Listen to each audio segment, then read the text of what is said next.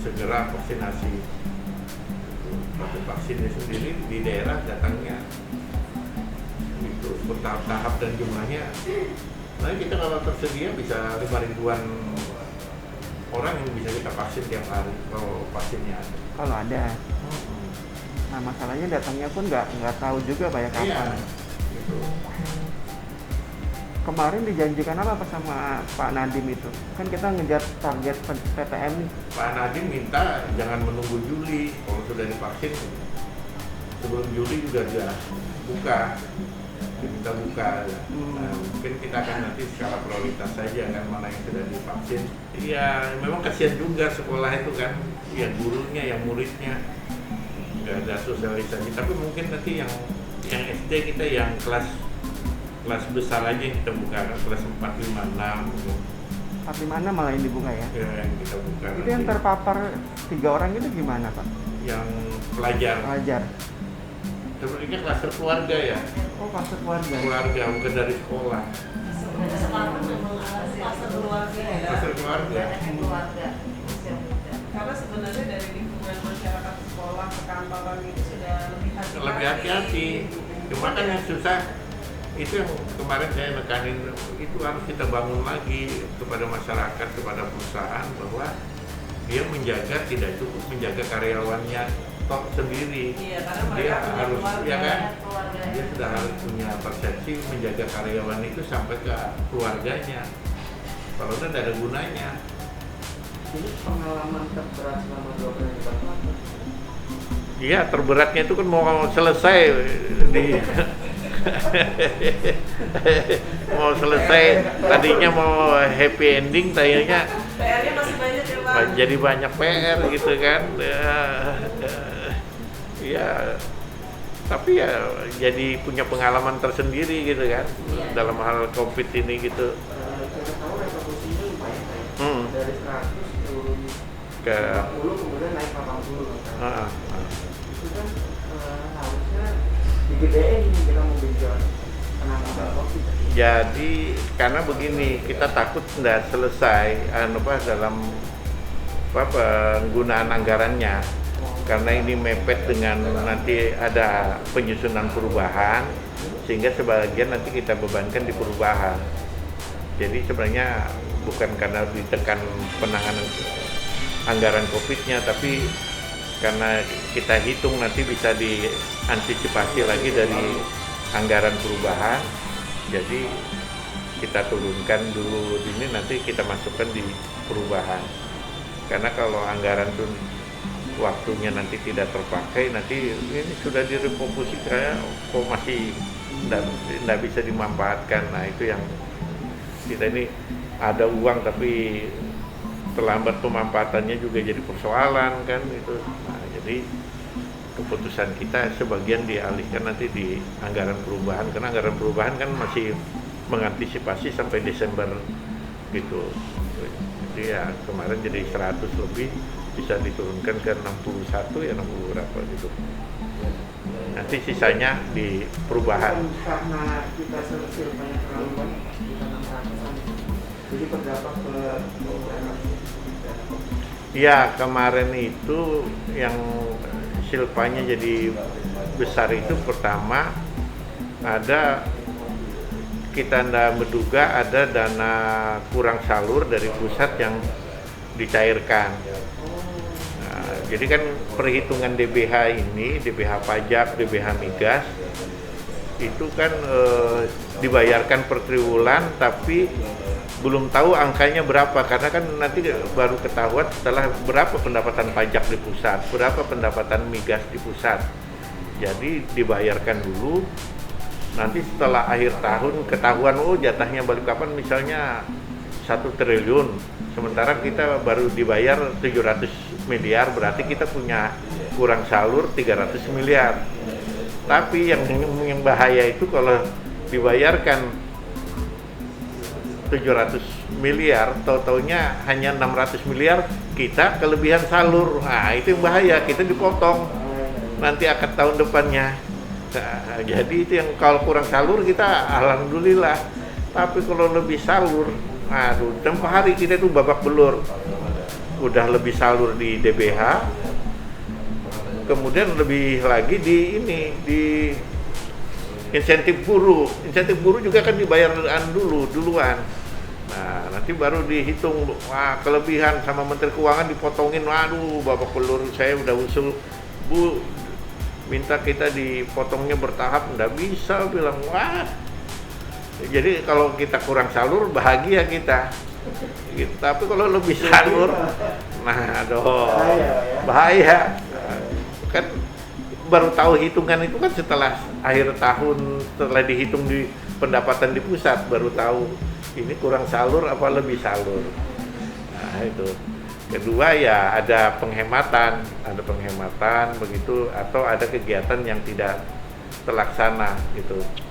Nah sehingga itu menjadi silpa begitu. Nah kemudian kemarin kita memang agak hati-hati dalam menghitung pendapatan PAD. Kita takut karena kan pajak terbesar kita kan dari hotel dan restoran, itu kan terdampak betul. Jadi kita hati-hati menghitung pendapatan PAD kita. Di luar dugaan kita ternyata PBB-nya naik, PBB-nya bagus pendapatannya. Bagus, ternyata orang lah tetap bayar rutin gitu. Nah, jadinya tertutupi. Kemudian ada PBB juga, Pertamina segala yang itu kan ADMP. Nah, jadi kita juga menyumbang lebih pendapatan, sehingga besar memang. Kita kaget juga 600 miliar gitu. Di luar dugaan gitu. Yang terbesar perlu ditangani ke depan apa Pak? PR terbesar kembali Pak? Ya memang kan kita ngantisipasi IKN gitu kan. IKN ini kan Balikpapan harus bisa mengambil peran yang besar begitu kan, jangan sampai kita gitu. Saya itu makanya yang pertama saya sampai kemarin ke Pak Nadiem juga, kemudian Musrenbang di provinsi, terus-terusan saya menggelorakan agar ITK kita menjadi proyek strategis nasional, Institut Teknologi Kalimantan itu.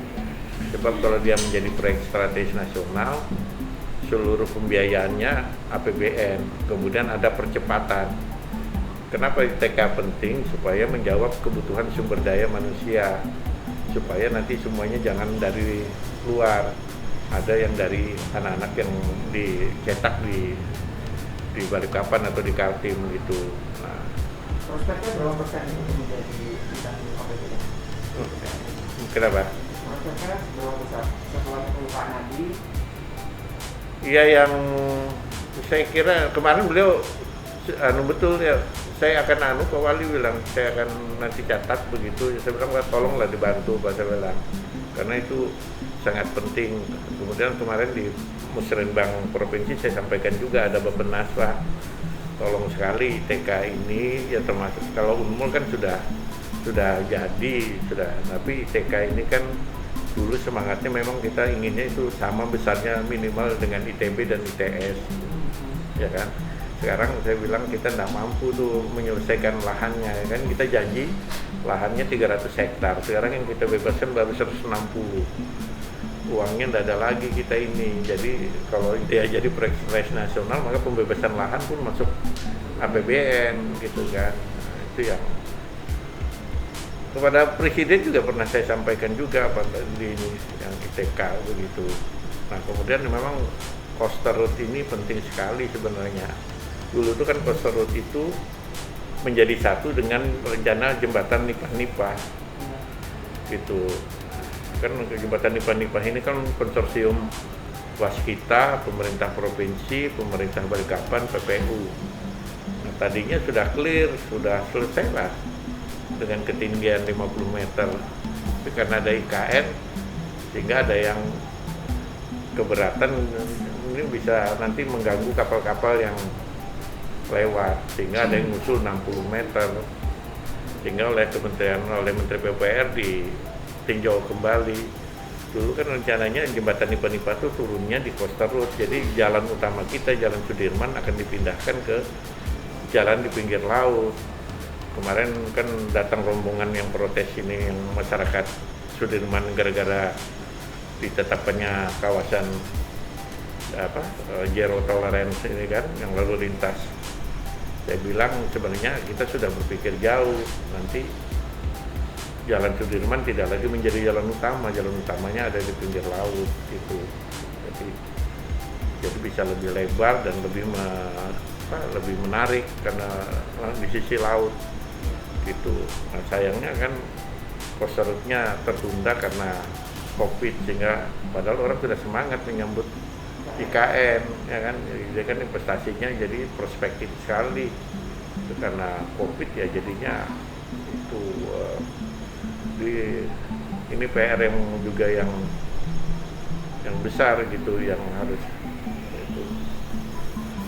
Ya, saya kira yang saya betul sama ICK dan coaster route ini karena ini sangat mengubah wajah kota gitu.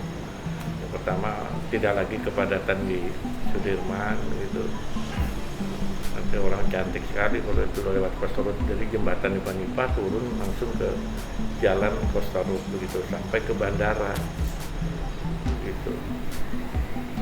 Tiga yang kita juga harus selesaikan air ini kan persoalan yang sangat berat.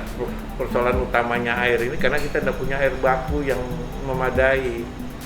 Jadi kita itu kan kekurangan 1000 liter per detik air. Penggunaan sumur dalam tidak terlalu potensial lagi gitu. Jadi kan kita ini sekarang mengandalkan dari air waduk, itu waduk Manggar dan Perikip. Nah itu tidak cukup. Memang ada studi kemarin itu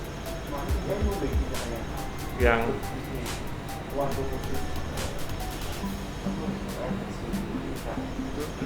nah ya itu yang kita tunggu. Jadi kan ada waduk sekarang mulai dikerjakan oleh Kementerian Balai Sumber Daya Air semua Ispaku. Nah sayangnya ini tanggung, padahal itu potensinya 2.500 liter per detik. Kemarin Mas Rembang saya sampaikan juga. Sekarang digarap dulu 1.500 liter per detik. Padahal itu kan kesepakatan 1.000 liter diberikan ke Balikpapan. Nah gitu. Jadi itu nggak ngalir ke Balikpapan, Pak, itu kayaknya besok. Tetap sebagian dialirkan ke Balikpapan. Ke Balikpapan itu. Dulu sebenarnya dulu swasta yang mau nggarap. Jadi sudah ada kerjasama tempo hari itu swasta, Balikpapan sama PPU. Tapi setelah pergantian bupati di PPU ada kebijakan lain dari bupati baru sehingga nggak jadi. Padahal waktu itu sudah selesai, sudah kesepakatan. Tapi ya bagus juga sekarang ditangani oleh APBN, oleh Balai Sumber Daya Air. Nah kalau itu selesai bisa memenuhi air baku di Balikpapan. Kita sebenarnya sudah merintis juga desalinasi air laut, tapi air laut mahal. Kira-kira waktu itu dihitungannya Rp15.000 per liter gitu, per liter. Sementara kita jual air kan ada yang bervariasi antara 3.000 sampai 10.000. Tapi waktu itu kita mau kita alirkan ke perumahan-perumahan yang kelas menengah atau perhotelan, kan dia mampu bayar 15.000 gitu. Tapi ternyata juga seret juga investornya itu. Lalu kita mau coba air laut gitu. Ada studi ke Mahakam tapi enggak, juga mahal juga. Jaraknya bikin sodetannya malah mahal. Mahal juga, dan juga kualitas Mahakamnya menurun juga. Jadi kalau kita mau ngambil harus lebih ke hulu, jadi tambah jauh itu. Kalau memanfaatkan bekas tambang juga jauh juga. Tempo hari Pak Anu sempat nawarin kita, Pak Hasim, dia mau mengolah air dari Itsi Kenanga. Waktu itu dia besar juga, sudah datang ke kita, Pak Hasim. Didampingi itu Profesor Willy Smith, nawarin kita, Pak Wali, kita akan garap air di Itsi Kenanga itu, kita akan supply ke Balikpapan. Kita setuju gitu. Tapi nggak tahu ya, karena ini ada IKN mungkin dia lebih fokus ke KN karena masuk wilayahnya kan masuk di Lalu setelah selesai itu nah, dari wali kota ini mau kemana Pak? ya mau ke jalan yang benar. Berarti sekarang sudah benar ya Pak? Aduh. Ya ikut air mengalir aja lah ya kan. Apakah masih di politik, apa mau menikmati Sebagai pengusaha Pak ya? pengusaha ndak bakat ya aku tuh. Oh. Ndak bakat deh. Dan Gitu. daerahnya politiknya ya? Nggak juga, ini kan dulu kan apa ya dulu itu ada unsur kayak kebetulan kan itu ada ya mungkin ya garis tangan juga tapi lebih banyak kebetulan. Jadi kan waktu masih aku di Kaltimpos itu kan pemilihan wali kota waktu itu calonnya incumbent sangat kuat Pak Imdad Hamid dengan Pak Mukmin waktu zaman itu kan sudah tidak ada lawannya lagi. Jadi teman-teman di kantor diskusi, udahlah kita gangguin ini calon, bukan targetnya menang tapi cuma untuk gangguin aja supaya ada, kan kita orang media bisa gangguin walaupun calonnya tidak menarik apa yang terbatas, udah gangguin kita Pak Rizal maju. Ya udah kalau gitu tanu niatnya. Tapi di detik-detik terakhir tinggal berapa minggu kan tiba-tiba Pak Imdad sama Pak Mukmin berpisah. Oh iya, Pak Mukmin nyalon sendiri. Nah, sehingga Pak Imdad tiba-tiba menghubungi kita, udahlah gabung aja sudah. Nah, jadi akhirnya ya sudah kalau enggak ya cuma main-main aja. Karena kenal dengan Pak Imdad ketika beliau di Humas Provinsi jadinya kan udah kenal. Udah kalau begitu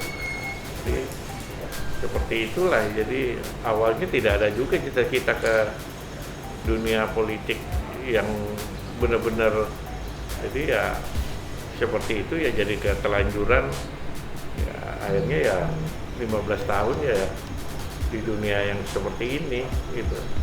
Jadi kalau berakhir ya pertama mau menikmati dulu bisa lebih candaan sama cucu, cucuku itu kalau jalan lagi seru-serunya. Nah, ini belum ada rencana ikut kontestasi pilgub Pak? Belum ada yang terakhir? Di politik itu kan banyak hal yang Tidak pasti ya? tidak pasti, jadi kalau dikejar bisa menjauh dia, kalau kadang-kadang tidak dikejar malah dia, ya kan? Kalau diminta mau Pak bergabung? Iya nanti dilihat berbagai kondisi. Bukan energinya masih full ya Pak ya? Belum tentu kan kadang-kadang yang harus saya baca itu kadang-kadang kan kalau sudah tidak aktif lagi itu bisa menurun ya Bu Dio, Ya Pak.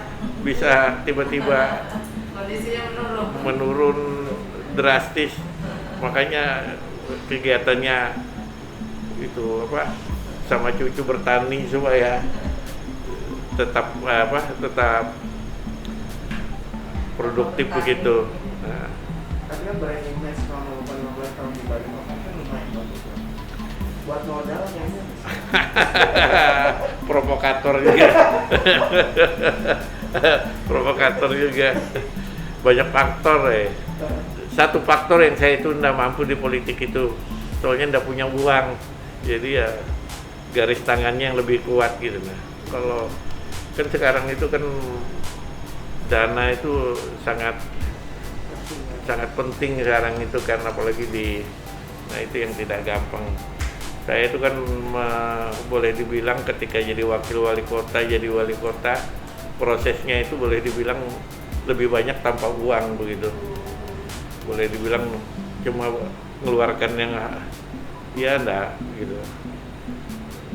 Tidak gampang lah ya sekarang ini kan, itu yang sering menjadi keluhan kepala daerah, keluarnya besar, habis itu pendapatannya kecil. Dan orang udah percaya kan kalau saya miskin gitu, Anda mungkin 15 tahun miskin gitu. Dari partai sendiri tidak ada sokongan aturan. Iya, partai kan tentu mengharapkan kadernya tetap ya eksis begitu kan, ada dorongan. Sudah nanti minimal yang menjadi DPR, saya diajakin sama ketua Apeksi kan, Bu Airin, Pak Wali, kita kan ini kan sama-sama berakhir, nanti kita ketemu lagi ya di Senayan. Bu Airin ngajakin, nanti kita pokoknya yang grup kita pengurus harus di Senayan, jadi kita ketemu lagi katanya. Gitu. Tapi mau ke sana juga, Pak? Nah, kalau ke Senayan sering aja aku.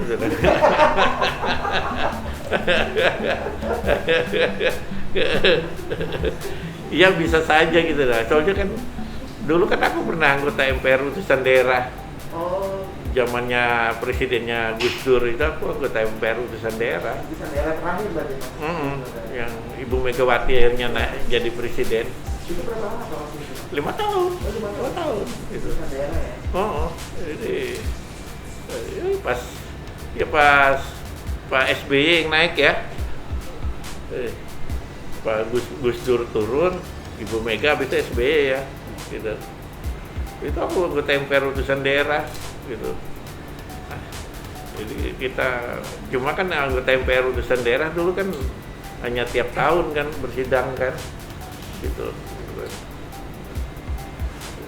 Jadi ya kalau di politik ya tidak bisa terlalu juga, jangan terlalu mimpi yang besar gitu, kadang-kadang kan nanti malah. Tapi ya kalau memang ada jalan ya kita ikuti lah gitu. Jadi ini menunggu jalan Pak ya? Iya. Apakah jalannya terbuka lagi apa tidak itu kan ya. Tempo hari itu aku tuh gagal, padahal tempo hari dijanjiin sama Pak Surya Paloh, Pak Wali kalau berhasil nyumbang nambah kursi di DPR RI, nanti kita perjuangkan jadi duta besar. Tapi gagal gitu. Pak, terakhir Pak, pesan buat kami yang anak muda untuk Balikpapan. Ya, jangan berhenti mencintai kota ini. Ya, kota ini kan kita ingin betul menjadi kota yang nyaman dihuni, begitu berkelanjutan. Ya, jadi kota ini harus tetap cinta dengan lingkungan, gitu. Kemudian harus mengubah mindset kita. Memang harus kita menjadi tidak menjadi contoh bagi Kalimantan, terutama Kalimantan Timur. Ya, jangan hidupnya, napas ekonominya selalu dari sumber daya alam. Ya kan, selama ini kita mengandalkan beberapa periode, kita zaman migas mulai tahun 50-an, zaman kayu tahun 70-an, zaman batu bara tahun 2000-an, semuanya OKB yang tercipta. Tapi kita ketinggalan dan lupa membangun SDM-nya. Nah, itu yang mungkin bagi yang muda-muda, kita kalau mau jadi tuan rumah di negeri sendiri, kita harus lebih hebat dari orang. Jadi kita mulai saatnya menjadi orang Kaltim yang bisa kualitas SDM-nya bisa lebih itu, supaya kita tidak lagi melulu mengandalkan, dan supaya kita jangan marah dan jangan jadi penontonnya RDMP, perluasan kilang, kemudian IKN yang menjanjikan ini kalau ini proyek besar ya, tapi kita hanya jadi penonton, nanti kita akan rugi besar begitu. Nah, ini kesempatan begitu bagi anak-anak muda Balikpapan, Kaltim, Kalimantan. Ayo sudah, ini ada momen betul IKN ini. Kita orang muda berada di daerah sendiri, masa ya tidak mampu memanfaatkan. Ya kan? Itu kecelakaan besar nanti bagi kita gitu. Mungkin itu yang perlu anak muda itu. Jadi kualitas sumber daya manusianya harus kita bangun betul supaya kita siap. Apalagi ya Pak Gubernur Pak Isran itu kan mimpinya tidak sekedar jadi ibu kota Kalimantan Timur, tapi dia mimpi juga mau jadi presiden pertama dari IKN kan. Andai kata Pak Isran tidak kesampaian, harus diteruskan dengan generasi mudanya. Masa sudah ibu kotanya daerah sendiri, presidennya masih dari luar gitu kan. Nah, jadi kan semangatnya Pak Isran itu saya kira harus digelorakan. Jangan kita sepelekan semangatnya Pak Isran. Ada kata Pak Isran belum kesampaian, semangat itu harus digelorakan gitu, bahwa sudah waktunya juga ada presiden dari Kalimantan gitu kan.